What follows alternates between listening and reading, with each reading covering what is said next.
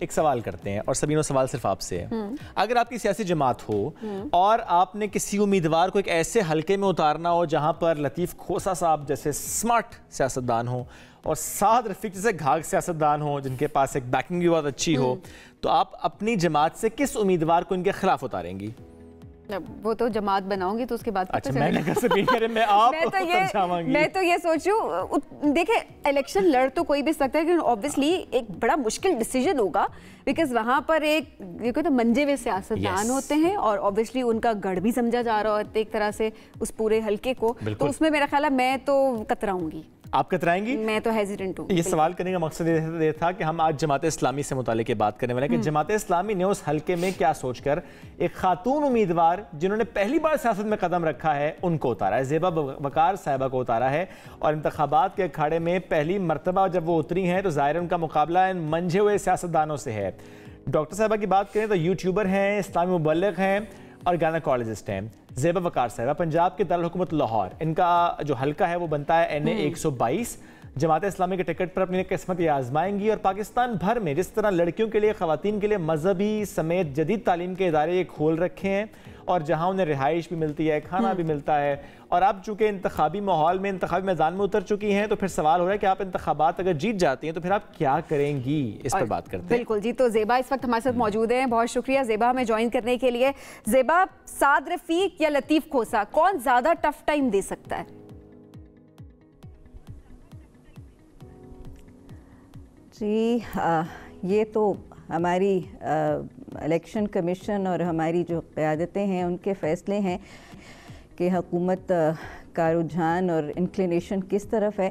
یہ بہت بڑے نام بھی ضرور ہیں اور یہ بہت بڑی پارٹیوں کے نامزد جو امیدواران بھی ضرور ہیں، لیکن میں آپ کو یہ ضرور بتاتی چلوں کہ جماعت اسلامی جب میدان میں آتی ہے تو وہ اپنی کارکردگی کی بنیاد پر آتی ہے.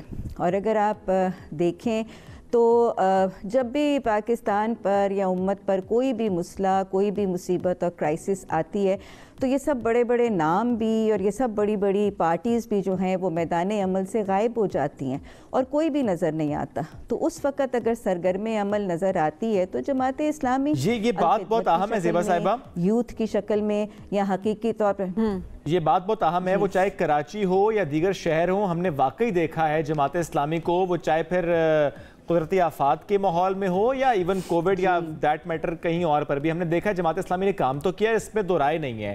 لیکن کیا وجہ ہے کہ جماعت اسلامی کا اتنا کام کرنا بھی ووٹس میں ٹرانسلیٹ نہیں ہوتا؟ جب بھی انتخابات ہوتے ہیں ووٹس میں ٹرانسلیٹ نہیں ہوتا. اصل بات ہے جی کہ یہ تو یہود اور خنود اور نصارہ اینٹائی مسلم طاقتیں جو ہیں یہ ان کی باقاعدہ ایک سوچی سمجھی سازش ہے. وہ تو 100 سال آگے کی پلاننگ کرتے ہیں. تو آج اگر ہم دیکھیں تو امت مسلمہ کے بڑے بڑے جو اسلامی ممالک ہیں وہ ان کی مٹھی اور ان کی دسترس میں. غزہ میں جو ہو رہا ہے وہ ہم سب دیکھ رہے ہیں، اور غزہ میں جو یہودیوں کا اور عیسائیوں کا plan creation of Israel and greater Israel and acquisition of مسجد اقصیٰ، یہ 3 مراحل تو کمپلیٹ ہو چکے ہیں. اب فائنل مرحلہ ڈیمولیشن آف اقصیٰ اگر نہیں ہو رہا تو اس میں سب سے بڑی ڈیٹرنٹ جو چیز ہے وہ پاکستان کی نیوکلیئر ٹیکنالوجی، یہ چیز ہے جو ان کو روکے ہوئے. تو لہٰذا اس حوالے سے جو اینٹائی مسلم اور اینٹائی اسلام پاورز جو آج متحد ہیں ان کے لیے یہ قابل قبول ہے ہی نہیں کہ یہاں پر اسلامک طاقتیں کسی بھی شکل میں سر اٹھائیں.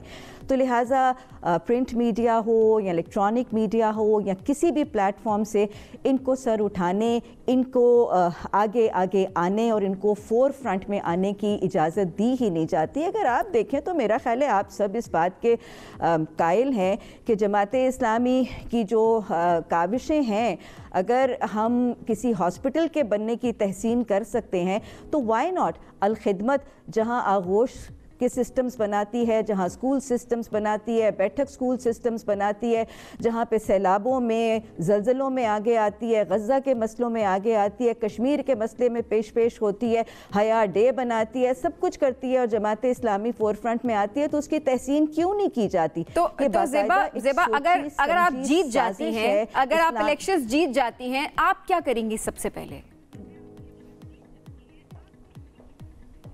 जी इंशाल्लाह वही जो जमात इस्लामी का स्लोगन भी है और ऐलान भी है कि इंशाल्लाह पाकिस्तान को एक इस्लामी पाकिस्तान, खुशहाल पाकिस्तान बनाने के लिए, इस्लामी पाकिस्तान बनाने के लिए अगर मुझे अपनी जान पे भी खेलना पड़ा तो इंशाल्लाह मैं इससे गुरेज नहीं करूँगी। और मैं आपको बताती चलूँ कि इस्लामी पाकिस्तान बस औकात जो तहरीर में लिख दिया जाता है, कुछ कागज़ों पर लिखे हुए कुछ सतरें या हरूफ अल्फाज नहीं है। एक्चुअली मैं बहुत दफ़ा जब ये बात करती हूँ तो मुझे लगता है कि आम जो पब्लिक है ना, वो शायद परसीव ही नहीं कर सकते, वो शायद कॉम्प्रहेंड ही नहीं कर सकते कि इस्लामिक पाकिस्तान से मतलब क्या है और वो खिता होगा कैसे। मैं आपको बिल्कुल एक सादा और आम फहम ज़बान में अगर बताऊं तो जिस चीज़ के लिए मैं अपने औकात और अपनी सलाहियतें सारी पेश कर भी रही हूँ और करना भी चाहती हूँ, ये वो खिता होगा इंशाअल्लाह ताला अल्लाह के हुक्म के साथ, ये वो खिता होगा जो अहद फारूकी की मिसल होगा, जो एक चीज़ और जाते जाते अल्लाह की रहमतों। बिल्कुल ज़रा सोच बहुत अच्छी है। एक चीज़ और कि अपनी मर्ज़ी से आई हैं या कि लाई गई हैं फैमिली की तरफ, बिकॉज आपके शौहर खुद वाबस्ता हैं जमात इस्लामी से, लेकिन टिकट ज़ाहिर है आपको मिला, तो क्या वजह रही? Why not your husband?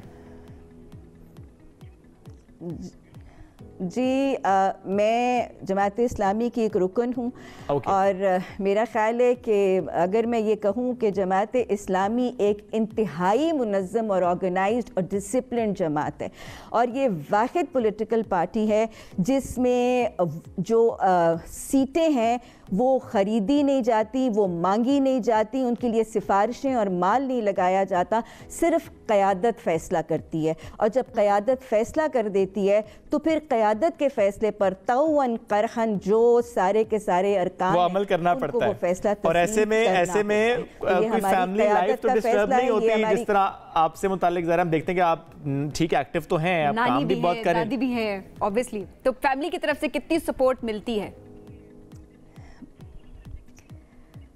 जी अल्हम्दुलिल्लाह फैमिली की तरफ से बहुत सपोर्ट है। मैं तो अपने कुरान के सेशंस में हमेशा एक दुआ हज़रत मूसा अलैहिस्सलाम की पढ़ते हुए वो आखिरी आयत का हिस्सा भी ऐड करती हूँ, वजअलनी वज़ीरम मिन अहली, कि अल्लाह मेरे अहल व अयाल को मेरा मुआविन और मददगार बना देना। तो अल्लाह ने मेरी ये दुआ बहुत ही बेहतरीन शक्ल में कबूल की है। माशाअल्लाह, मेरे सारे की सारी फैमिली सपोर्टिव है आपके साथ। डॉक्टर ज़ेबा वक़ार साहब बहुत शुक्रिया, all the best for campaign.